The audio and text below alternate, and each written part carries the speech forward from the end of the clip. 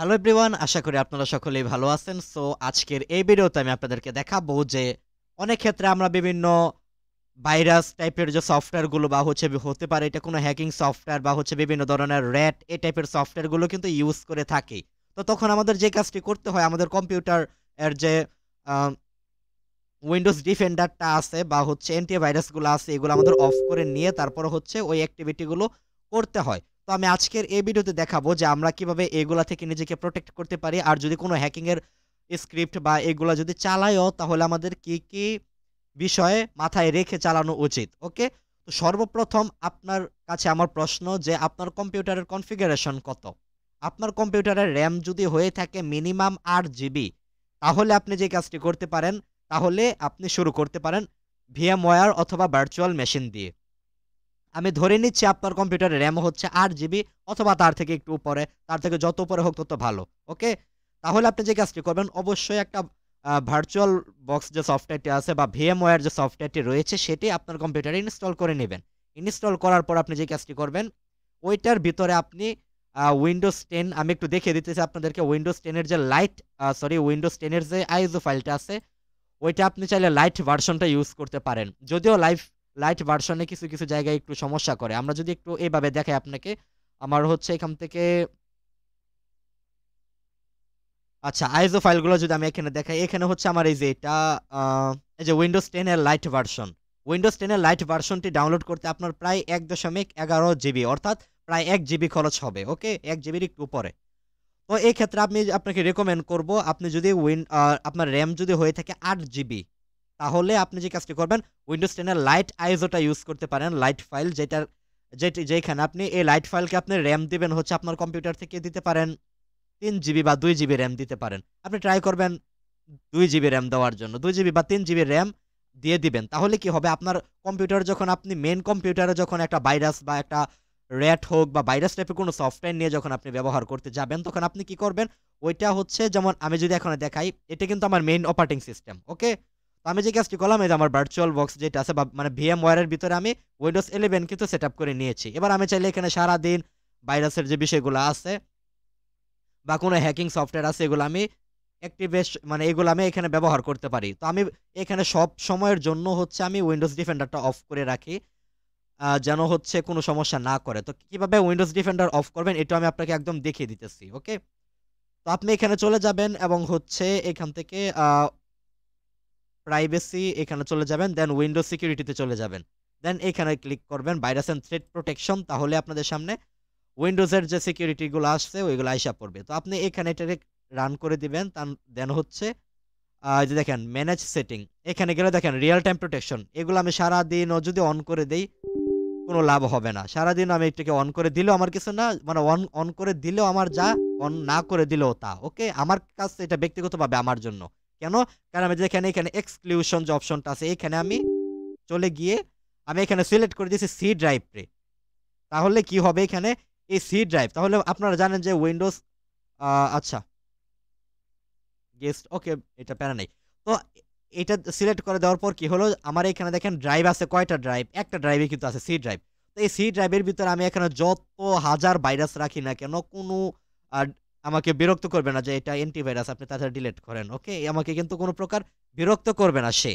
তাহলে আপনাদের জন্য আমার যে পরামর্শটি আপনি অবশ্যই ভার্চুয়াল বক্স বা VMware এর মধ্যে ব্যবহার করেন। কেননা যদি মনে করেন আমি একটি সফটওয়্যার তৈরি করে দিলাম আপনাকে উদাহরণস্বরূপ একটা ভাইরাস টাইপের সফটওয়্যার। উদাহরণস্বরূপ আপনাকে একটা হ্যাকিং সফটওয়্যার দিলাম আমি বা একটা ক্র্যাক সফটওয়্যার দিলাম যার নাম মনে করেন ক্র্যাকসরেট। এটাই আমি আপনাকে দিলাম। আপনি কি করলেন? আপনার ভার্চুয়াল বক্স এটা আপনি ব্যবহার করলেন। বাট আপনার কম্পিউটার আমি হ্যাক করে ফেললাম। তাহলে কি হবে? ভার্চুয়াল বক্সে মানে VMware এর ভিতরে যে বা ভার্চুয়াল বক্স যেটি আপনি ব্যবহার করেন না কেন হ্যাক হলে VMware এর যে অপারেটিং সিস্টেমটা আছে এটা হ্যাক হবে। আপনার মেইন যে অপারেটিং সিস্টেম আছে এটা কিন্তু হ্যাক হবে না। যদিও আ ভার্চুয়াল বক্স যদি আমি আপনার হ্যাক করে ফেলি ওইখান থেকেও আপনার মেইন অপারেটিং সিস্টেম হ্যাক করা সম্ভব। ওকে? বাট এটা খুবই ডিফিকাল্ট একটা বিষয়। ওকে? খুবই কঠিন একটা বিষয় যেটা মেক্সিমাম ক্ষেত্রে মানুষের কাছে নেই।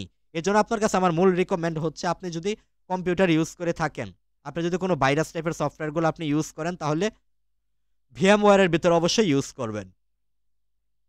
ওকে? তাহলে হ্যাক হলে আপনার নিজের কম্পিউটার কমপক্ষে সেফ থাকলো। এবার কথার কথা তাদেরকে নিয়ে, যাদের কম্পিউটার হচ্ছে, এবার মনে করেন আপনি কোনো কারণে আপনার মেইন কম্পিউটারে কিন্তু আপনি মনে করেন কোনো কারণে মেইন কম্পিউটারে আপনি ভাইরাস টাইপের যে সফটওয়্যারগুলো এগুলো রান করেই ফেললেন। তাহলে কিভাবে এটারে একটু সিকিউর করবেন বা সিকিউরিটিটা নিয়ে আলোচনা করবেন। তো মনে করেন আমি আমার মেইন, মনে করেন যাদের কম্পিউটার র‍্যাম হচ্ছে ৮ জিবি বা সরি ৮ জিবির নিচে, যেমন ৫ জিবি বা হচ্ছে ৪ জিবি, তারা যে কাজটি করেন তারা তো আর ভার্চুয়াল বক্স চালাইতে পারবেন না। তারা এখানে যে কাজটি করবেন, আপনারা আপনাদের মেইন অপারেটিং সিস্টেমেই রান করবেন। মেইন অপারেটিং সিস্টেমে যে উইন্ডোজ ডিফেন্ডার গুলো আছে এগুলো সব অফ করে তারপর রান করবেন।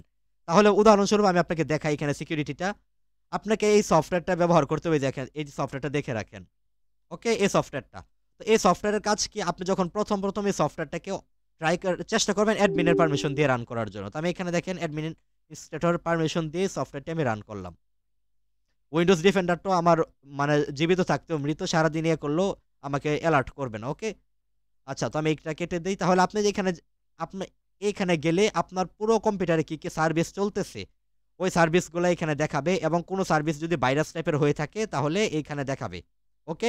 আপনি যে এখানে কাজটি করবেন, প্রথম ভাইরাস টোটাল অপশনটা কিন্তু আসবে না। তখন আপনি যে কাজটি করবেন, ভিউ অপশনে ক্লিক করবেন শুধুমাত্র একবার এটা। সরি, অপশনে যাবেন, virustotal.com, এখানে গিয়ে চেক virustotal.com, এটাকে একবার টিক চিহ্ন দিয়ে দিবেন। ওকে, আমরা আবার গেলাম ভাইরাস টোটাল, হ্যাঁ এটা টিক চিহ্ন যেন দেওয়া থাকে, দেখেন টিক চিহ্ন কিন্তু দেওয়া হয়ে গেছে। আচ্ছা, এরপর আপনি যে কাজটি করবেন, আবার ভাইরাস টোটালে যাবেন, সাবমিট আর নো এখানে এটারও সিলেক্ট করে দিবেন।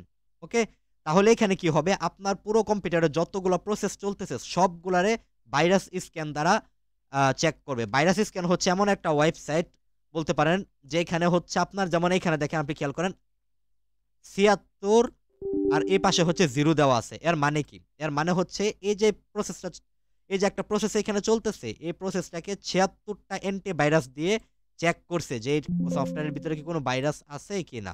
ওকে? তাহলে এখানে ৭৬ টা অ্যান্টিভাইরাস দিয়ে এই প্রসেসটা চেক করছে যে এটার ভিতরে কোনো অ্যান্টিভাইরাস আছে কিনা। তো যদি অ্যান্টিভাইরাস থাকে তাহলে দেখাই দিবে যে হ্যাঁ, যে তাহলে কিন্তু এখানে লাল করে দেখাবে। যেমন উদাহরণস্বরূপ আমি যদি এখন বর্তমানে দেখাই, এখন এমন কোনো প্রসেস এখানে নাই যেগুলো হচ্ছে কোনো অ্যান্টিভাইরাস দিয়ে মানে ধরে ফেলছে। এমন কিছু নাই। যদিও অ্যান্টিভাইরাস বাইপাস করা যায়, এটাও খুবই একটা কঠিন বিষয়। ওকে? আচ্ছা, তো উদাহরণস্বরূপ আমি এখানে একটা ভাইরাস টাইপের সফটওয়্যার এখানে আমি রান করতেছি। তো উদাহরণস্বরূপ এখান থেকে হচ্ছে আমি আ ক্র্যাকসরেটটারে রান করি।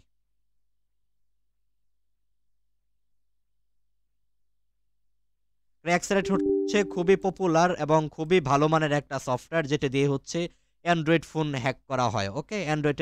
আ অ্যান্ড্রয়েড ফোনের জন্য একটা র‍্যাট, খুবই ভালো মানের একটা র‍্যাট হচ্ছে ক্র্যাকসরেট। ওকে? তো আমরা এই সফটওয়্যারটা মনে করেন রান করলাম। এবার একটু অপেক্ষা করি, কারণ ক্র্যাকসরেটটা চালু হতে একটু টাইম নেয়।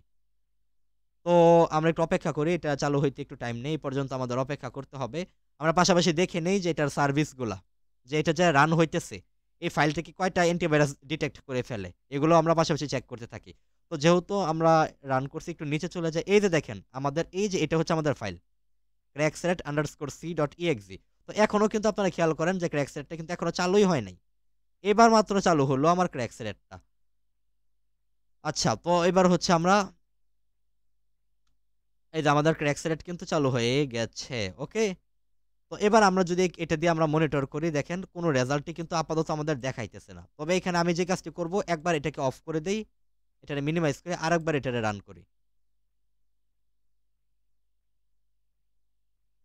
আমরা দেখি আরো নিচে চলে যাই, ক্র্যাকসরেট যেটা আছে এটারে কিন্তু সে এক্সিকিউট করছে না। ওকে? তো সাধারণভাবে আপনাদের এখানে এক্সিকিউট করবে। বাট কোনো কারণে যদি এরকমভাবে নাও করে কোনো একটা প্রসেসকে, তাহলে আপনারা ম্যানুয়ালি এক্সিকিউট ভাইরাস টোটালে এগুলা ছেড়ে দিবেন। তো কিভাবে করবেন এটা আমি দেখিয়ে দিতেছি। জাস্ট আমি এটার একটু অ্যাডমিনের পারমিশন দিয়ে রান করি, দেখি তাও হচ্ছে ইয়েটা দেখায় কিনা। যেটা আপনি ইউজ করেন না কেন, বা কোনো ফাইল যদি আপনার সন্দেহ হয়ে থাকে যে এটার ভিতরে কোনো ভাইরাস আছে কিনা, তাহলে এগুলো আপনারা ভাইরাস টোটাল দিয়ে এক্সিকিউট করে নেবেন। হ্যাঁ, এবার এজন্য আমি বলছিলাম আপনাদেরকে ১ম এ যে অ্যাডমিনিস্ট্রেটর এর পারমিশন দিয়ে এটারে চালু করবেন। এটাকে আমি নরমাল ভাবে চালু করছিলাম দেখে হয় নাই। তো যে আমি অ্যাডমিনিস্ট্রেটর পারমিশন দিলাম, এবারে যে এটা এই প্রসেসটারে ধরছে। এবার এখানে বলতেছে যে ৭৫ টারে যে এই যে ফাইলটা আছে, প্রসেসটা আছে crackset_c, যে এই যে সফটওয়্যারটা আছে এটারে কি করলো, ৭৫ টা অ্যান্টিভাইরাস দিয়ে চেক করলো। চেক করার পর এখানে ৭৫টা অ্যান্টিভাইরাস দিয়ে চেক করার পর এখানে বলল যে ৩৯টা অ্যান্টিভাইরাস এটারে ধরে ফেলছে। আচ্ছা এটা একটু সমস্যা করতেছে আমার এখানে। যাই হোক। তো ৭৫টা অ্যান্টিভাইরাস দিয়ে চেক করছে আর এটারে ৩৯টা অ্যান্টিভাইরাস ধরে ফেলছে। তাহলে আমরা জাস্ট সংক্ষিপ্তভাবে এখানে চোখ বুলাইতে পারি যে এখানে আমরা দেখব লাল, ওইখানে আমরা তাকাবো লালের দিকে। তো লালের দিকে তাকানোর পর এবার আমরা দেখলাম যে এটার এই যে সার্ভিসটা আছে এটারে আ ৭৫টা অ্যান্টিভাইরাস দিয়ে চেক করছে এবং ৩৯টা অ্যান্টিভাইরাসই এটাকে ডিটেক্ট করে ফেলছে। এবার যদি আমি এটার লকটা দেখতে চাই তাহলে জাস্ট এই যে লেখাটা আছে লাল লেখা এর উপরেই আমরা ক্লিক করে দেব। ওকে? তো এই লাল লেখার উপর আমরা যেই ক্লিক করলাম আমাদের এখানে ব্রাউজার ওপেন হবে না কারণ ব্রাউজার আমার এখানে ইনস্টল করা নেই। কোন ব্রাউজার ইনস্টল করা নেই। আচ্ছা, তো আমি এটারে কেটে দেই, এটারে সরাই দেই। আচ্ছা, তো এবার আমি যদি এখানে যদি ডাবল ক্লিক করি, এই পুরো তথ্যগুলো আমাকে এখানে দেখাবে। তো এই সফটওয়্যারটা কোথায় আছে এটা আমাদেরকে বলে দিল। যে এই সফটওয়্যারটা কোথায় আছে যে ডেস্কটপের ভিতরে ক্র্যাকসরেট 7.4 এর ভিতরে এই যে ফাইলটা আছে এইটা হচ্ছে এই ফাইলটা। এবার যদি আমরা এক্সপ্লোর এ ক্লিক করি তাহলে মাই ফাইলটা ওপেন হয়ে ওই সফটওয়্যারটা আমাদের সিলেক্ট করে দিবে যে এই সফটওয়্যারটা। ওকে? তো এবার মনে করেন আমার এটা কোনো একটা ভাইরাস। ওকে? মনে করেন কোনো একটা ভাইরাস, এই ভাইরাসের কারণে আমার কম্পিউটার হ্যাক হয়ে গেছে। এবার কিভাবে আমি হ্যাকটা ছুটাবো? মনে করেন আপনার কম্পিউটার এই টেকনিকে হ্যাক হয়ে গেছে। তাহলে কিভাবে আপনি হ্যাকটা ছুটাবেন? সাধারণত যখন হ্যাক হবে তখন এই যে ভাইরাসটা যেমন আমার এইখানে আছে বর্তমানে কোথায় একদম চোখের সামনে আছে। তো হ্যাকাররা এমনভাবে তৈরি করবে যে এটা ভাইরাস চলে যাবে হচ্ছে আপনার এখানে যেমন সি ড্রাইভের ভিতরে প্রোগ্রাম ফাইলের ভিতরে চলে যাবে কিন্তু।